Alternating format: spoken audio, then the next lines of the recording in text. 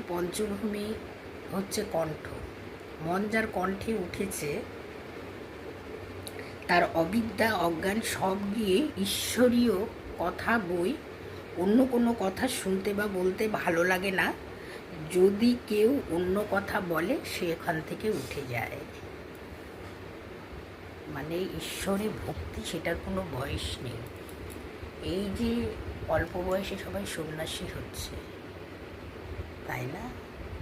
ঈশ্বরকে ভালোবাসার কোনো বয়স নেই যে ওর বয়স হয়ে গেছে বলে ঈশ্বরকে ভালোবাসে, তা কিন্তু না।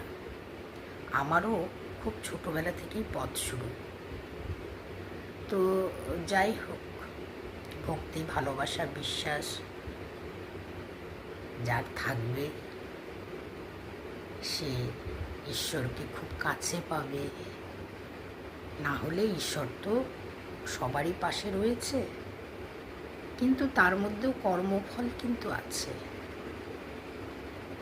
তুমি ব্রহ্মকে যদি অবজ্ঞা করো তাহলে সেই কর্মফলটা তুমি পেয়ে যাবে।